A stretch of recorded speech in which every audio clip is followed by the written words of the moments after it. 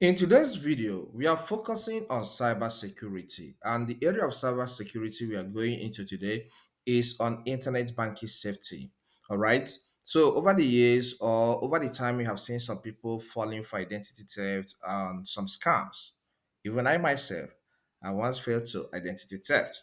So, in this video, we are going to talk about how you can stay safe even as you do your internet banking. By internet banking, we talk about how to use your mobile app, web apps for banks, and some other banking information you need to know to stay safe. Okay. The first one on my list is not to disclose on any one time password sent to you. One time password is OTP. All right. That's the abbreviation.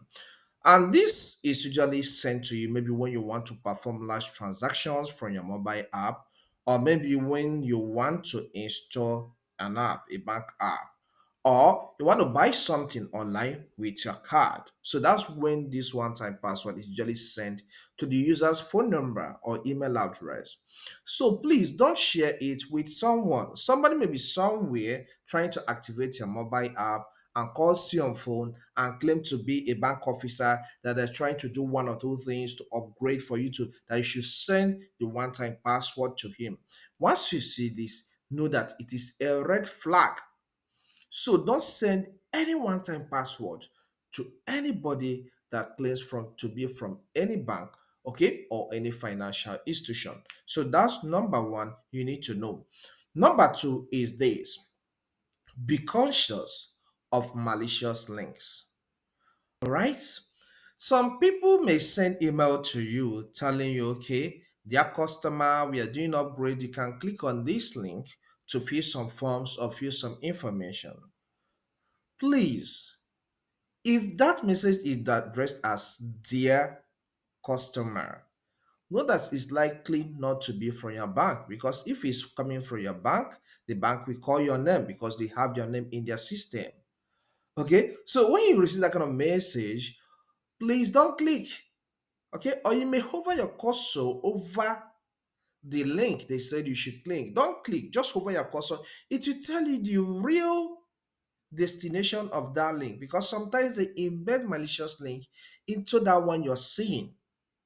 So if you click on that, you may end up leaking your personal information to them, which they may use to defraud another person or compromise your account or steal money from you. When you fill that information on the form, if you end up clicking on that, they may take your information or can hack into your account and clear your money. All right, so this is an important tip.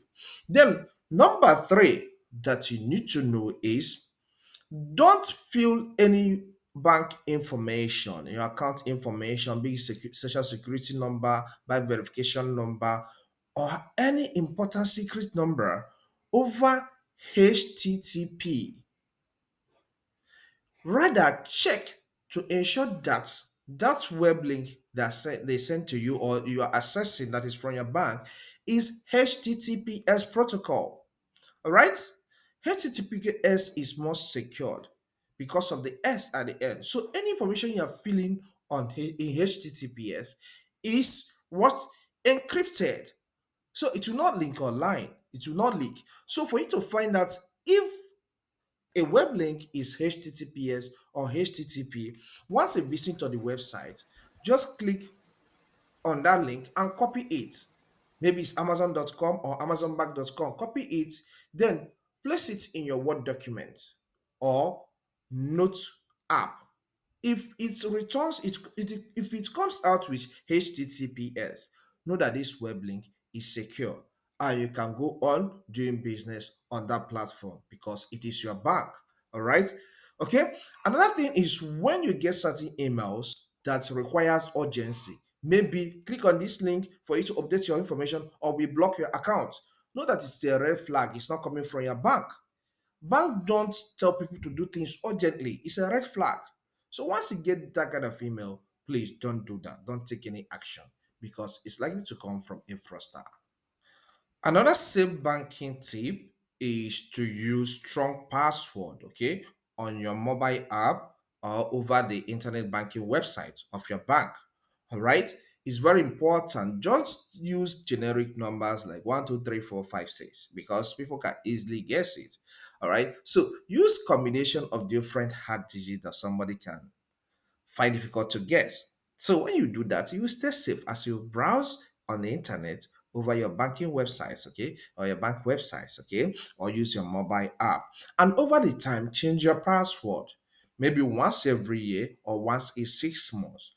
Okay, so once you change a new password, you can go and write it down somewhere. Okay, write it down and keep it in your file, physical file for safety because it's about finance. Or better still, if you find it difficult to manage your, password, you can go for password manager. Password manager. Okay. Bitwarden is one of them. I have a tutorial I did on Bitwarden password manager. I will link it in the description. Just check, okay? So that you can watch that video and then know how to generate strong password and let the application manage it for you safely in an encrypted way. Okay. Another thing is don't visit any website that is not recommended by your bank. So if you have a debit card or credit card, check the back. The website of your bank should be there. So any business you are doing, do it from that website. And not maybe somebody calls you or maybe a child and say, okay, I'm talking from so and so bank. You follow sheepishly. Please don't do that. All right. So be mindful of these important websites. Okay, your bank website is a bank website. Don't go to any other website claiming to be from your bank for you not to be defrauded of your hard-earned money. Is very important. Okay, then be mindful of people that may send you a message on social media platform, maybe Facebook, claiming to be from your bank. Bank hardly contact people through social media. Otherwise, they contact you through the email you have in their database. So sometimes it's hard for a bank to chat you through Facebook, unless if you previously chatted them on a particular issue. All right, that's when they can chat you maybe on Facebook or Instagram, all right, or Twitter, that they are the one talking to you because initially initiated the conversation. Otherwise, it's a red flag that the bank can just come and chat you up on Facebook. Okay, then if you're contacting your bank, that's another finance tip, another cyber finance safety tip. Okay, if you're contacting or you want to reach out to your bank on social media platforms like Facebook, Instagram, Twitter, make sure that the page is verified. A company as big as bank cannot be, have a page without verification because it adds to the transparency of the brand. So make sure it's a verified page of that bank. Or if you have the phone number of someone that is working in the bank, you call, all right, and ask, what is your verified page name? How do I get to that? Can you send me a direct link to the verified page of your bank on Facebook or on Instagram or on Twitter? So it's very, very important. Then when you receive emails claiming to be from your bank, take a look at the grammar. All right. Sometimes scammers make mistake when it comes to grammar because they want to steal that fast to compose image, to compose email, all right, messages. So check for grammatical errors. That's another red flag, okay, to stay safe in banking. And lastly, your bank cannot chat you on WhatsApp and tell you to go and do verification on other finance apps. That was how I felt to identity theft. So if you do that, they may use your identity. If they're able to trick you, they may use your identity to steal money or defraud money from people, and you may be held responsible. All right, or your account may be blocked until you get caught on that. So your bank cannot ask you that for them to reverse your money, or maybe you have transactional issue, that you have to go to certain banks and do face verification, some other finance apps, or any app at all, or scan your ID card and bank statement there. They have a lot of tricks they are using. So all these fraudsters.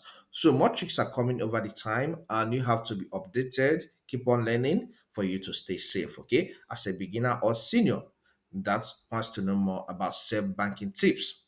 I believe this content helps you. Please, if it does help, consider subscribing to this channel.